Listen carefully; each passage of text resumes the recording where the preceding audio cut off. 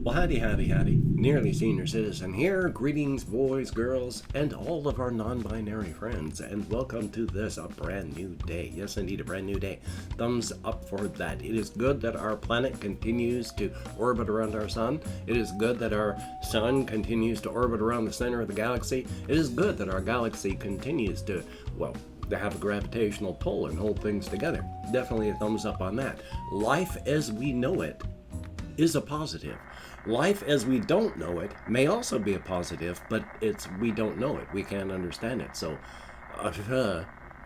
anyway though, thumbs up. I slept last night.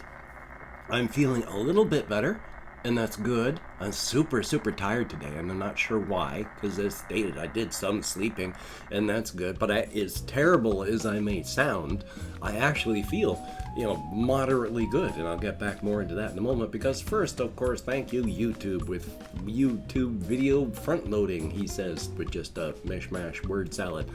Anyway, though, hey, if you could interact with YouTube algorithms and toss me a like if you like what you hear and see, that'd be very cool. If you could subscribe to the channel if you like what you hear and see, that too would be awesome. I like comments, and the algorithm does too. If you could leave me a comment, that would be very cool. I try to push through my executive dysfunction as best I can so that I can answer them. That's a thumbs up. And of course, I would like to thank each and every one of my Patreon patrons. These beautiful and awesome people literally help to keep me alive, with the cost of everything to live going up and not being covered by the cost of disability. Is getting harder and harder to live every single year. So I want to thank each and every one of these beautiful and awesome people for helping me to survive and see another day. Definitely a thumbs up on that. So yeah, I sound like worse, voice-wise, but my head isn't as clogged up here. I'm not coughing as much. I'm not wheezing as much. I'm not sneezing as much. I woke up this morning, took off my sleep apnea mask, and it was like 5 minutes before I even had to cough. I mean, that's rare even on normal days when I'm not sick. So yeah, I'm doing pretty good. I mean, right now, of course, I had to go outside for pain and mobility medication ingestion, and since I ingest cannabis, I'm a little bit wheezy from that. Happy days, enjoy on that, but at least I'm alive, and that is a good thing. Did not do much yesterday. I felt pretty bad, better than I had been, but still pretty bad. But I had an idea for a video that hopefully I'm going to be channeling today. Mirroring from my creative channel. It was from a post that I had seen, and there's a lot of people that do, garbage posting, and they do stuff like that, and it's one of those, but I'm really proud of it, so hopefully everyone will watch and enjoy it. Definitely a thumbs up. But past that, I was bored enough. I actually recorded some gameplay of Shadow Warrior, and that's really cool. Definitely a thumbs up on that. I'm glad I was able to do stuff and not just sit and veg and I don't like not doing anything. I may not do things physically, but like one of those old Greek philosophers, and I'm paraphrasing heavily, when it was like Plato or Socrates, something like that, said, a man is never as busy. Remember, they were very misogynistic back then, so it's a person, an individual, is never as active as when they are sitting and thinking. So even if I'm not doing anything physically, I like to keep things just turning and churning up here. Now, of course, at my age, I want to also keep physically active. So even sick, I still have to go to the store. And yeah, even sick, I have turned into quite the efficient pack mule. I mean, I had to get cat dirt and stuff. So I had like the 30-pound pack on my back of stuff that I needed with cat dirt with the soda bottle. So it was like 30 some odd pounds on my back, and carrying 2 bags of groceries that wouldn't fit in the backpack. And I'm in a very efficient pack mule. I didn't, aside from the difficulties of my hands getting all this on, it wasn't any issue carrying it. Such a change. When I was married to my wife and things were bad before I was on cannabis, I could barely move anything. I needed a walker, and now cannabis takes care of it all. Part of it, of course, I was very depressed. My wife was dying in front of my eyes. And depression makes pain worse. pain makes depression worse. So it's a cycle of things getting worse and worse and worse. Part of it is most likely that. But even now, my hands are so bad that even with cannabis, it is sometimes really tough just to do this sort of thing. And when I'm out walking, oh boy, there are times that I am really unsure I'm going to make it back. So I'm surviving, but I'm not thriving. I'm broken. Life is life. That's what happens. As I said on Twitter the other day, because I've said this as well, it's, wear your battle scars with pride. Life is not easy. Life is dangerous. Life is trying to take you out of the game at all times. Wear your battle scars with pride, showing that you will not go down without a fight. So yeah, whether it's emotional, mental, physical, or whatever, wear your battle scars with pride. Life did its best to take you out, and you're still here. There's nothing to be ashamed of. So thumbs up on that. Also, though, I do want to talk about just a lot of story type stuff. Some of it having to do with specific things, some of it not, some of it with the specific setting. But it's also remembering that the only reason I have this setting is because of the cosmic horror framework that actually encompasses every genre, everything. I mean, from cosmic horror, the cosmic horrors of H.P. Lovecraft stuff are, they're like the Angoka. They're just a smaller subset from the actual cosmic horrors of the multiverse. So, to romantic comedies, to actual comedies, comedic horror, rock opera. Every single genre can be covered underneath the cosmic horror framework, and thumbs up for that. So remembering that this universe set, this setting that I have, is a part of the cosmic horror framework, even though I have mentioned nothing about really the multiverse within the setting itself, except as author asides and all that. Because I was also figuring, just because you're on the inside on one of the islands, or you're on the razor's edge, the influence of the cosmic horrors reaches everywhere. And when somebody is under the influence of a cosmic horror, what we see might not be an accurate reflection of reality. Like, let's say there's an individual who is the head of a cult, and they wear rose stuff, and they're talking to new members about how they have been feeding our Lord Kadiran, and our Lord Kadiran blesses those who feeds it. Well, Kadiran is a kind of a underground, subterranean, chewing type. And so how do you feed Kadiran? Well, you feed your temple. Where's your temple? What do you eat? They run around on two legs and they have names. So it's not very pleasant for everyone else when somebody decides to feed our Lord Kadiran. And as he tells all of these new converts that when you are blessed, you are blessed. And he throws off his robes and stands before them and says, "Look at my frame. I have been blessed by our Lord Kadiran. I have the body of a god."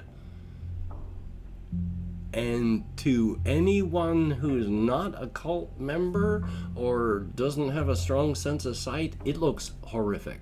Like, rotting flesh. Some of it still just rotting on the bone of the person's body, but they're not dead. They're just rotting where they stand. A stagnant, awful, disgusting, body.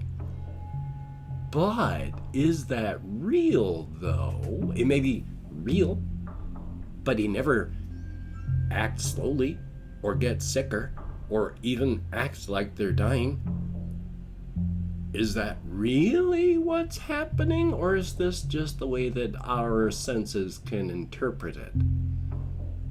That's for another story. But that's a thing that I figure would happen, and I want to try and incorporate this into the whole that 1 year's razor's edge thing, which again, I'm starting to have it be so big, I don't know. And of course, looking down on here, there is a razor's edge thing that I wanted to talk about that I've halfway talked about before, but going on to this whole, you can still do just random horror stuff that has to do with nothing at all. I have to remember myself, not all stories have to have deep meanings. They can just be a rousing adventure story of someone who goes up against something horrific and survives, or doesn't. So I was figuring that, and working on this one thing, and I'm going to tell the story really quick what I've got, because if I don't ever do anything with it and you never hear about it again, at least you heard about this little bit of it. But it's a story, starts off with there's this one person talking to another person who that day helped change their life. And they were an introvert, they've been socially awkward, things have been bad, but this day, things went right. There was a fairly large group. They were a part of it. Things were awesome. They networked, and at the end of it, they're talking about this was a good day. This was a very good day. Even if nobody ever follows up on any of this, even if I never follow up on any of this, even if tomorrow I forget how to do any of the things that I talked about, this was a wonderful day. Even if nothing comes of it, this was a great day, and there is nothing that can take this from me. At which point, that's when the assassin's shot goes, and their brain contents go splattering all over the local area, and of course the person that they were talking to, leaving them shocked and horrified, and the other person just sort of spattered over the scenery. At which point you cut to the assassin, who starts breaking their weapon down, and they get it all together, and they start heading back to their hotel. But before they can get there, they get a call on their own phone, their little cell phone, their burner phone, and the people that contracted them to do the killing are, what's going on? You didn't do what we asked you to. You didn't kill your target. What is going on? The person you were supposed to take out has just testified. The entirety of this organization is going to collapse because of this.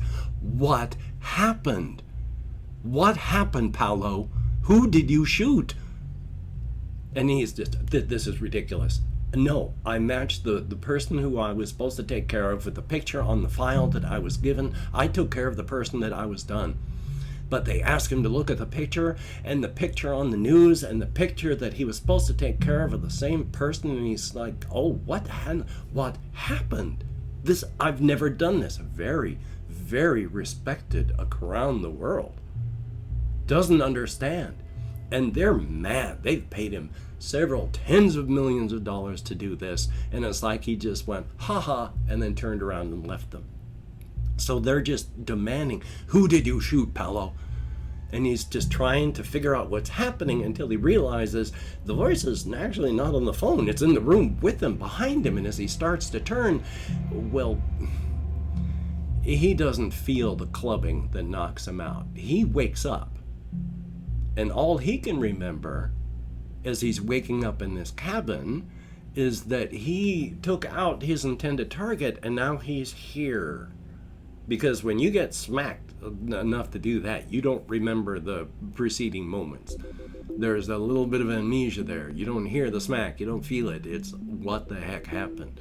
Only he's racked with fever, and the wound where he got hit is so infected, and he's trying to figure it out, crawling, hurting, just he's cellulitis. I've almost died from cellulitis in 8 hours. He got it from a whack on the head, and almost 24 hours later, he's in the end stages. He doesn't know what's happened. There's this small cabin. Through the windows, there's snow outside. Finally, he's just, I don't understand. And he falls back into sleep, and because he's gone septic, his organs fail, and that includes his heart, and he never wakes up. And then an hour or two later, this other person comes in to look down at him, and it's just, gotta do the cleanup, of course. This is Paolo, the world famous assassin. And then they hear a noise from outside, and then just, I need to get the body all bagged up. They realize they forgot all of their utility clips. They're wearing their work outfit, but they didn't put any of the bags and stuff on the clips. So they gotta head back out to the helicopter where they landed and get their stuff. They head out, and This is all wrong because their helicopter is just, it's just abandoned, fallen apart, like it's been sitting there for 50, 60, 70 or more years, and there's a broken down, exploded ruins of a helicopter, and then a fire with a body next to it. And he can't figure, what the hell? I didn't hear any of this. Looks at the guy, he's got his wristwatch on, and it's one of those analog ones, and the date is like 2162. And so he's like, I don't understand. This doesn't make any sense at all. Goes back down, and Paolo's been dead and frozen, and the remains it's old. And this guy does not understand. He's like, I don't understand. Where did the time go? I did not Rip Van Winkle. I'm still young. What the hell happened? What happened? So you pull back out from that one, and this poor guy, Lev, is an inmate in an asylum now. Just, I'm still young. Oh, no, they're not anymore. I'm still young. Where did the time go?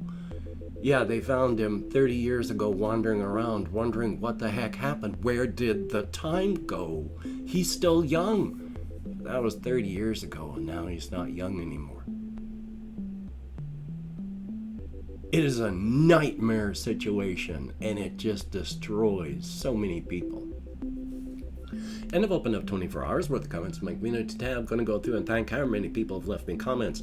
If I mispronounce a username, no disrespect is intended. And even though I got an American Sign Language on the fingers of this hand, well, with my depression and stuff, so I'm going to do the best I can.